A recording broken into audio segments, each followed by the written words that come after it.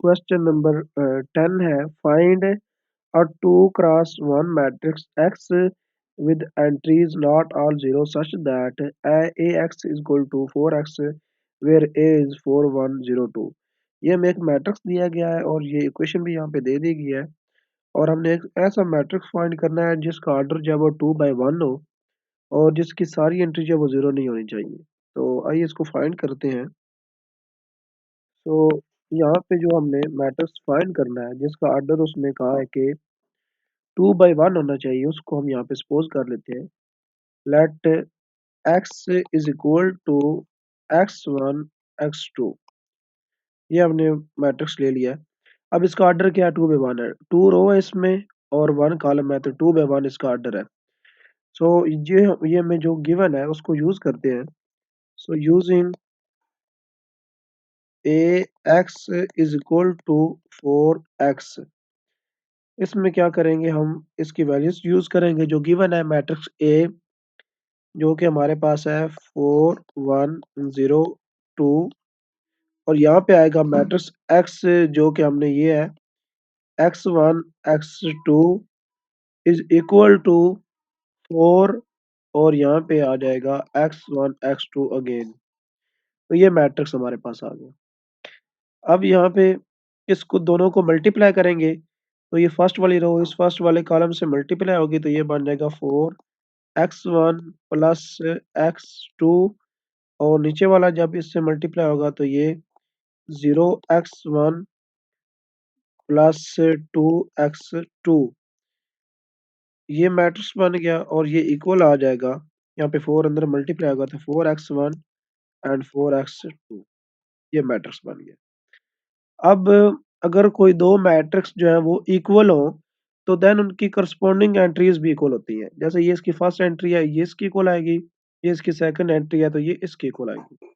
सो यहाँ से हमारे पास जो सिस्टम बन जाएगा वो बनेगा 4x1 plus x2 is equal to 4x1 और नीचे सेकंड जो बनेगी क्योंकि ये जीरो है x1 के साथ जीरो मल्टीप्लाई आ रहा है तो ये आ जाएगी 2x2 is equal to 4x2, ये आ जाएगा हमारे पास। सो अगर हम फर्स्ट इक्वेशन जो है उसको सॉल्व करते हैं तो इस फर्स्ट इक्वेशन से तो देखें ये x2 इज इक्वल टू आएगा 4x1 माइनस 4x1, ये क्या बन जाएगा 0। सो x2 जो है उसकी वैल्यू क्या आ जाएगी 0 और इसको हम इस इक्वेशन में वापस पुट करेंगे। इसमें अगर सेकंड में x2 0 पुट करते हैं ये इसको सेटिस्फाई करता है तो यानी कि x2 की वैल्यू 0 ही रहेगी।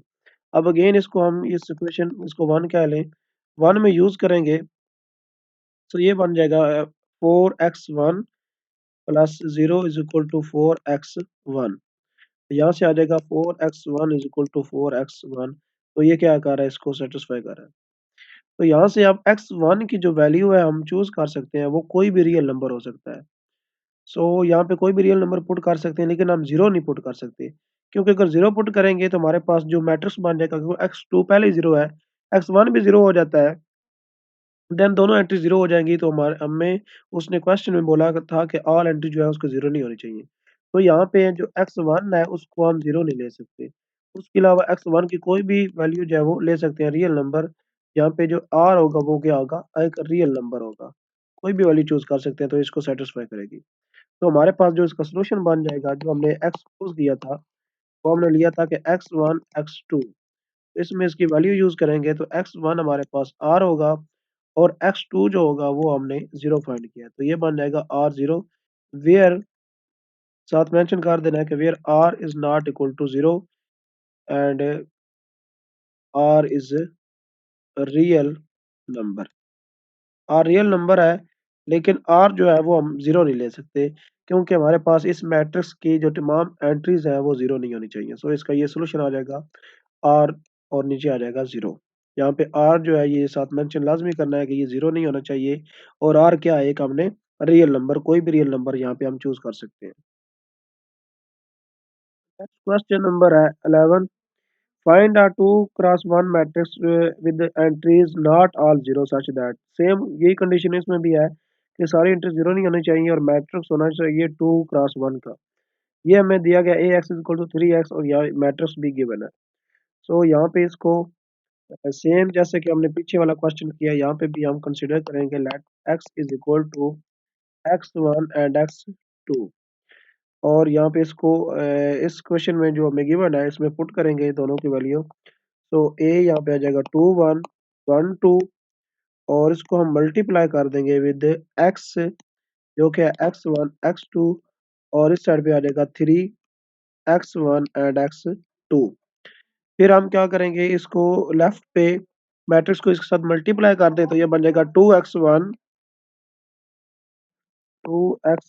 प्लस ये 1 इस टू x2 के साथ होगा तो x2 और नीचे आ जाएगा x1 सेकंड रो या इस कॉलम के साथ ये बन जाएगा 2x2। सो ये इक्वल आ जाएगा यहाँ पे 3x1 3x2। ये आ गया हमारे पास। अब यहाँ पे ये सेम इसी तरह ये जो 2x1 प्लस x2 है इक्वल होगा 3x1 के। और सेकंड जो है x1 प्लस 2x2 जो है वो इक्वल होगा 3x2 के। सो ये हमारे पास आ गया। अब यहाँ से जो फर्स्ट है, चलिए सेकंड से अगर हम इसको सॉल्व करते हैं तो ये बन जाएगा x1 is equal to 3x2 minus 2x2। तो ये बन जाएगा x1 is equal to x2 आ गया। और यही आप फर्स्ट में पुट करेंगे, फर्स्ट से अगर आप निकालते हैं तो ये x2 is equal to x1 आ जाएगा, यानी कि x2 is equal to 3x1 ये हम फर्स्ट से ले रहे हैं तो यहाँ पे आ जाएगा x1। तो x2 जो है वो x1 के इक्वल है। दोनों क्या आ रहे हैं यहाँ पे, इक्वल आ रहे हैं एक दूसरे के, x1 x2 के और x2 जो है वो x1 के इक्वल आ रहा है।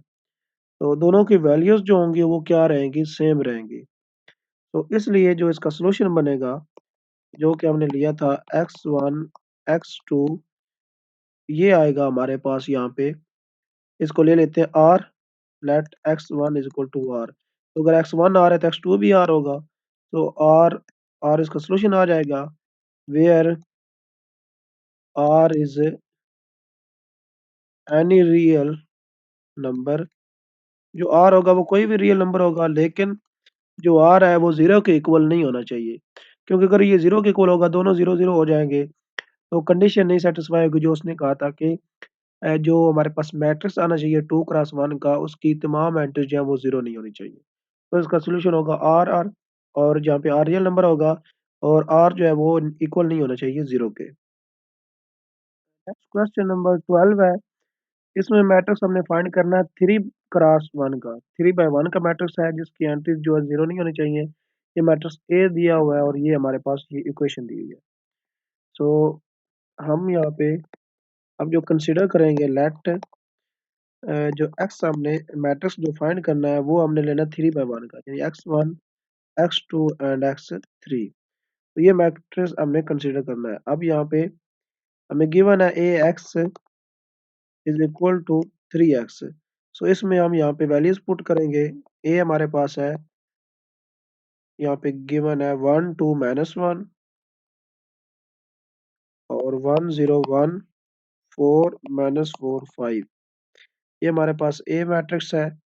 और जो x हमने लिया हुआ है x1 x2 and x3 which is equal to 3x1 x2 x3। और फिर हमने क्या करना है, इस दोनों को क्या कर दें, इनका प्रोडक्ट ले लें, इनको मल्टीप्लाई करेंगे मैट्रिक्स को तो ये बन जाएगा x1 plus 2x2 minus x3। और नीचे वाली जब रो जो है सेकंड रो इससे मल्टीप्लाई होगी तो ये बन जाएगा x1 प्लस 0 x2 वो जीरो ही रहेगा और नेक्स्ट आ जाएगा x3। और लास्ट वाला जो है ये बनेगा 4x1 minus 4x2 plus 5x3। और ये इक्वल आ जाएगा यहाँ पे 3x1 3x2 एंड 3x3 के। तो यहाँ से अब हमारे पास जो सिस्टम है इसका बन जाएगा x1 plus 2x2 x minus x3 is equal to 3x1 और सेकंड से x1 plus x3 is equal to 3x2 और 4 से x 4x1 minus 4x2 plus 5x3 is equal to 3x3। So ये आ गया हमारे पास 3। अब इनसे हम जो है वो x1 x2 और x3 की जो वैल्यू है वो फाइंड कर सकते हैं। तो यहाँ से अगर आप देखें, इसको कह लें क्वेश्चन 1, इसको कह लें क्वेश्चन 2 और ये क्वेश्चन 3 आ गई है। तो तीनों को हमने सॉल्व करना है। फर्स्ट एंड सेकंड से देखें, यहाँ पे x3 आ रहा है, यहाँ पे माइनस x3 आ रहा है। तो हम दोनों को ऐड कर देते हैं, एडिंग 1 एंड 2। सो दोनों को ऐड करेंगे, यहाँ से देख सकते हैं ये इसमें ऐड होगा तो ये सिफर बन जाएगा, तो ये दोनों x3 यहाँ से कैंसिल आउट हो जाएगा।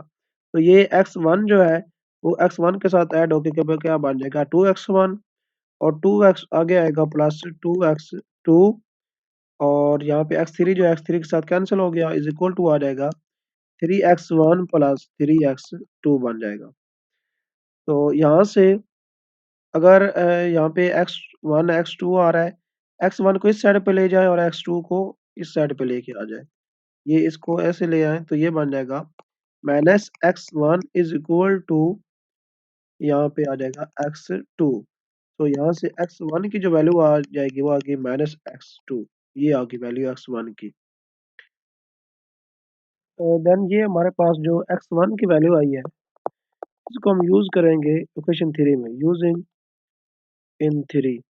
तो थर्ड इक्वेशन हमारे पास यहाँ पे गिवन है, इसमें हम पुट करेंगे तो ये बन जाएगी 4x1 की जगह पे हमने पुट कर दिया minus x2 plus 5x3 is equal to 3x3।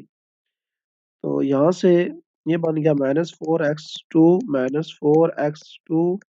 Plus 5x3, और इसको अगर इस साइड पे लेके आए तो ये -3x3 इज इक्वल टू 0 आ गया। तो यहाँ से ये बन जाएगा -8x2 इज प्लस ये बन जाएगा 2x3 इज इक्वल टू 0। तो यहाँ से आ जाएगा 2x3 is equal to 8x2, और यहाँ से ये 2 1 बार और 4। तो x2 की अगर आप वैल्यू निकालना चाहें तो यहाँ पे आ जाएगी x2 इज इक्वल टू, ये 4 इधर आके डिवाइड हो जाएगा 1/4x3। तो ये x3 की वैल्यू x2 की वैल्यू आ गई।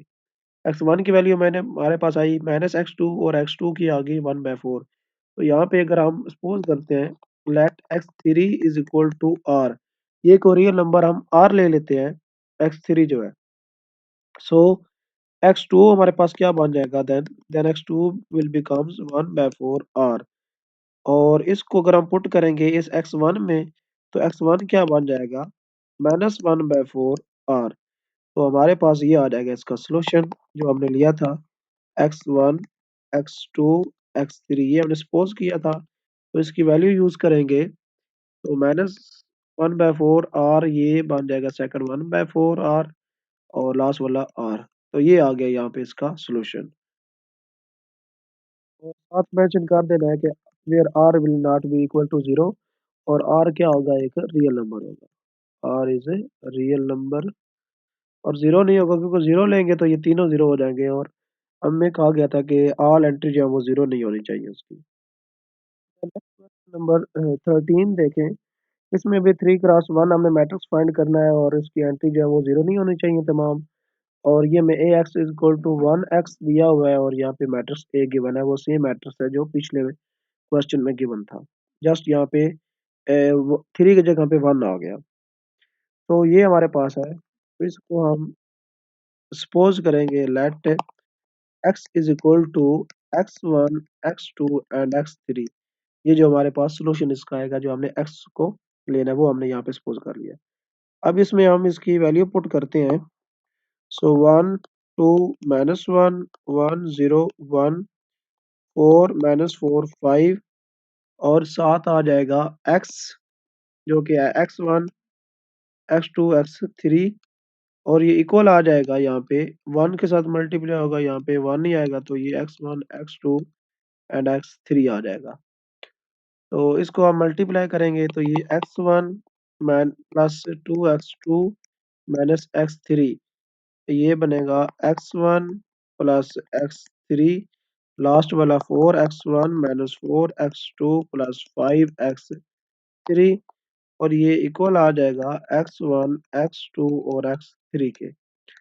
देन दो मैट्रिक्स इक्वल हैं तो इनकी करस्पॉन्डिंग एंट्रीज भी इक्वल होंगी, so the system of linear equation will becomes x1 2x plus 2x2 minus x3 is equal to x1, इसको इक्वेशन 1 कह रहे हैं। Second x1 plus x3 is equal to x2, equation 2 कह लें। Third 4x1 minus 4x2 plus 5x3 is equal to x3, equation 3 कह लें। सो यहाँ से हम इन तीनों को सॉल्व करेंगे और x1 x2 और x3 की वैल्यू जो है वो यहाँ से फाइंड कर लेंगे। तो यहाँ से देखें फ्रॉम इक्वेशन 1, इक्वेशन 1 से अगर आप देखें तो यहाँ पे x1 है और ये x1 जो होगा ये इस साइड पे आ जाएगा तो ये बन जाएगा 2x2 minus x3 is equal to x1 minus x1 जो कि इक्वल आ जाएगा 0 के। तो ये आ जाएगा 2x2 minus x3 is equal to 0 और यहाँ से जो वैल्यू आ जाएगी 2x2 इज इक्वल टू आ जाएगी x3 की। तो ये वैल्यू आ जाएगी 2x2 इज इक्वल टू 3। तो अब यहाँ पे इसकी वैल्यू जो है x3 की हम पुट कर दें अगर इस सेकंड इक्वेशन में, तो using x3 is equal to 2x2 in second में पुट करेंगे तो ये बन जाएगा x1 plus 2x2 is equal to x2। तो यहाँ से x1 is equal to x2 minus 2x2 आ जाएगा और ये बन जाएगा माइनस x2 x1। तो ये आ गई x1 की वैल्यू। यहाँ पे हम सपोज करते हैं let x3 is equal to r। अगर x3 को हम r सपोज करते हैं तो इससे हमें हमारे पास क्या बन जाएगा 2x2 is equal to r and x2 will become 1 by 2 r। ये आ जाएगी x2 की वैल्यू और इस वैल्यू को हम यहाँ पे यूज करेंगे। सो x1 की वैल्यू बन जाएगी माइनस 1 बाय 2 r। ये आ जाएगी x1 की वैल्यू और x3 क्या होगा r। हमारे पास जो सोल्यूशन होगा वो बन जाएगा x1 x2 x3 is equal to x1 की value minus 1 by 2 r, x2 की वैल्यू 1 बाय 2 r और x3 की r। तो ये आ जाएगा। So where r is real number and r is not equal to 0। जो r जो है वो 0 नहीं होना चाहिए क्योंकि अगर 0 होगा तो ये तीनों 0 हो जाएंगे। तो हमारे पास जो ऑल एंट्रीज है वो इसकी 0 नहीं होनी चाहिए, तो ये इसका आ जाएगा यहाँ पे सोल्यूशन। Question number 13।